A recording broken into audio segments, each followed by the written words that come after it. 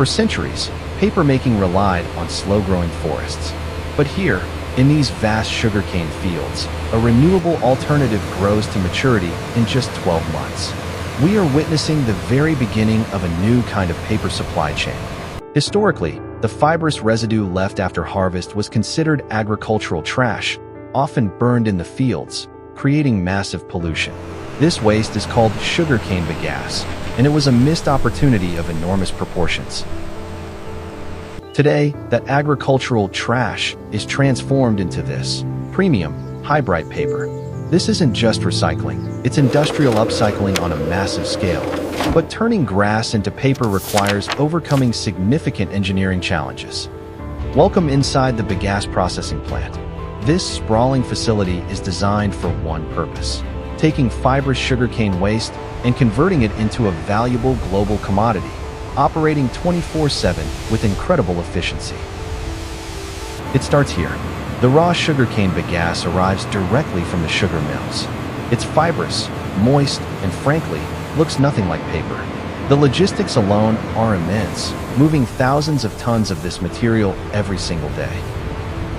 Conveyor systems act as the arteries of the plant, transporting the raw bagasse from storage yards to the processing heart of the mill. It's a continuous, automated flow that never stops, ensuring the machines are always fed. To understand the process, we must understand the source. Bagasse is the byproduct of sugar extraction. For every 10 tons of cane crushed for juice, about 3 tons of this wet, fibrous residue are left behind. This is the engineering challenge. Unlike uniform wood chips, sugarcane bagasse is a messy mix of useful long fibers and useless spongy pith, all soaked in residual sugar water. You cannot make good paper from this raw state. The plant requires a massive buffer of raw material to operate year-round, even when sugarcane isn't being harvested. These enormous storage yards are actively managed to prevent fermentation and ensure a steady supply to the mill. Before processing begins, the sugarcane bagasse must be cleaned. It arrives from the fields containing dirt, rocks, and metal. Powerful vibrating screens and magnetic separators protect the sensitive machinery downstream from damage. We have now reached the most critical section of the plant, the depithing house. This is where the industry's secret lies. For decades, the spongy pith in bagasse ruined paper quality. Mastering its removal was the key to success. Inside these machines, the raw sugarcane bagasse is mixed with water and subjected to intense mechanical hammering. The goal is to break open the fiber bundles and free the unwanted pith cells without damaging the valuable cellulose. Imagine a giant, industrial centrifuge armed with hammers. The rapidly spinning rotors strike the wet bagasse, knocking the small, dust-like pith particles through a fine screen, while keeping the long fibers we need for paper. The results are dramatic. One stream contains the clean, long fibers ready for pulping. The other is a slurry of unwanted pith. But in a modern plant, even the waste has value. The separated pith isn't discarded. It's dewatered and sent directly to the plant's boilers. By burning this byproduct, the mill generates its own steam and electricity, making the entire operation nearly energy self-sufficient. The clean fiber now heads to the heart of the operation, the digesters. These massive vertical pressure cookers run continuously, turning the raw fiber into pulp 24 hours a day. The fiber is forced into the top of the digester using a high-pressure screw feeder. It enters a world of intense heat and chemistry, designed to dissolve the natural glue holding the fibers together. Unlike wood, bagasse is cooked using a gentler soda process, primarily using sodium hydroxide. It's sulfur-free, meaning this mill doesn't have the rotten egg smell typically associated with older paper plants. The entire cooking process is monitored from this nerve center. Operators track temperature, pressure, and chemical resonance to ensure the lignin glue dissolves without damaging the cellulose fibers. After hours of cooking, the pressure is suddenly released. The fiber is blown out of the digester into a receiving tank. This rapid decompression explodes the remaining fiber bundles into individual strands.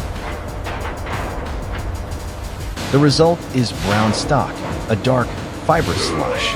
It's officially pulp now, but it's soaking in spent chemicals and dissolved lignin that must be washed away.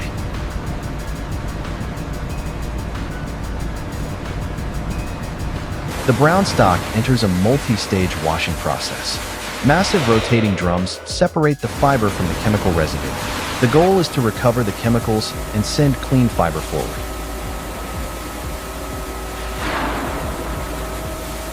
The washed-out chemicals, now called black liquor, are not waste. They are piped to a recovery plant to be evaporated and burned, recovering the soda for reuse and generating more steam. The loop is closed.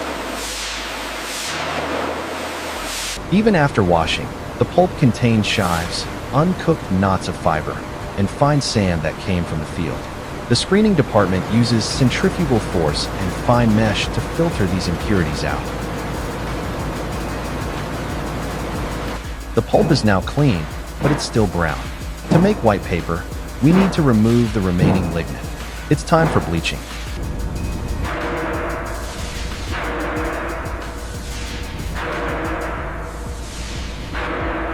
Sugarcane pulp is easier to bleach than wood because it has less lignin. Modern plants like this use elemental chlorine-free (ECF) technology, replacing harmful chlorine gas with oxygen, ozone, and peroxide. The process happens in stages. In the first tower, oxygen is introduced under pressure, further breaking down the brown lignin without degrading the cellulose fiber.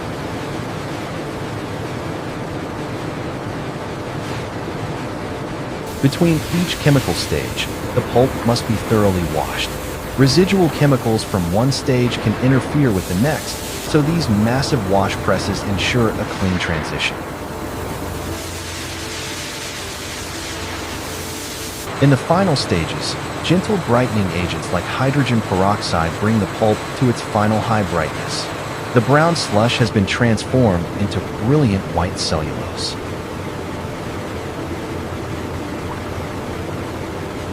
Samples are taken constantly. Technicians check brightness, viscosity, and fiber strength to ensure the pulp meets precise specifications before it's allowed near the paper machine.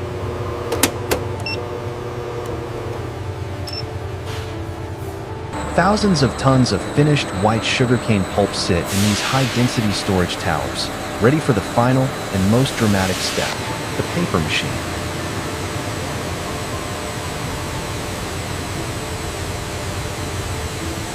This is it, the paper machine, a football field-long behemoth running at breakneck speed. It takes the liquid pulp and turns it into a dry sheet of paper in a matter of seconds.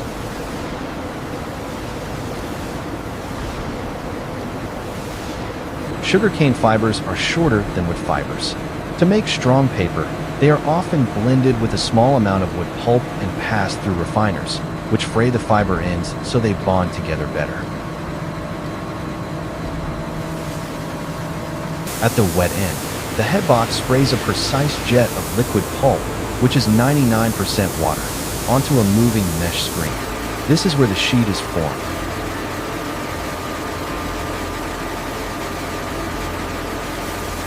A key challenge with Bagasse is that it drains water slower than with pulp. The machine's speed and vacuum systems must be finely tuned to handle this specific characteristic without breaking the fragile wet sheet. The sheet enters the press section, where massive rollers squeeze out more water, like an old-fashioned wringer washer on an industrial scale. The fibers are pressed closer together, increasing the paper's strength. The remaining water must be evaporated. The sheet snakes over dozens of steam-heated cylinders. Remember that pith we burned earlier? That's what's creating the steam for this massive drying operation. Tons of water are evaporating every hour. Massive exhaust hoods capture this steam, often passing it through heat exchangers to recover energy, to preheat incoming air or water.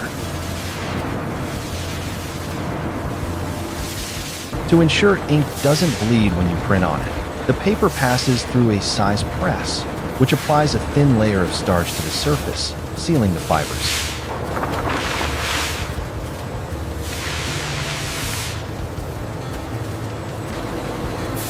Before being reeled up, the paper is calendared. It passes through heavy steel rollers that iron out any imperfections, giving the sheet its final smooth finish and uniform thickness. Nothing is left to chance. An automated scanner traverses the sheet constantly, measuring moisture, thickness, and weight, making micro adjustments to the machine automatically to ensure every inch is perfect. The final product is wound onto a massive steel spool, creating a jumbo roll, weighing over 20 tons. This is the culmination of the entire process, bagasse transformed into pristine paper. The process never stops. When a roll is full, an automated system ejects it and starts a new one instantly, without the machine ever slowing down. It's a ballet of heavy engineering. Massive overhead cranes transport these 20-ton rolls to the finishing department. The paper is made, but it's not ready for the customer yet.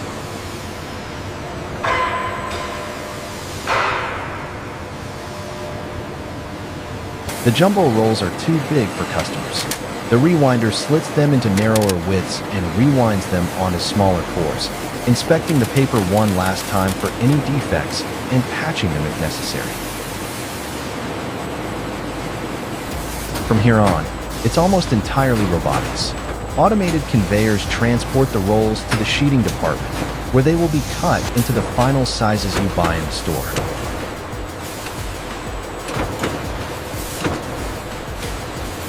The sheeter takes multiple rolls at once and chops them with surgical precision into final sizes like A4 or letter. The rotary knives move so fast they are just a blur.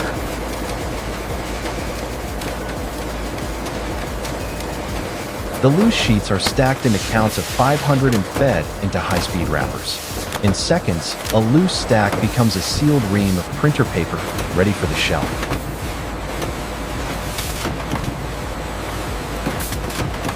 Robotic arms take over the heavy lifting, stacking the reams onto pallets with perfect precision, hour after hour, without ever getting tired.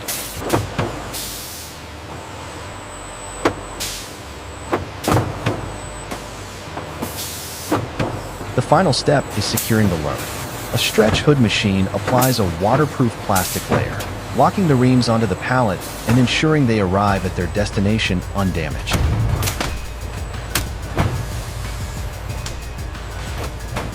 Every day, dozens of trucks leave this facility, shipping sugarcane paper across the globe. It's a seamless transition from agricultural byproduct to essential consumer goods.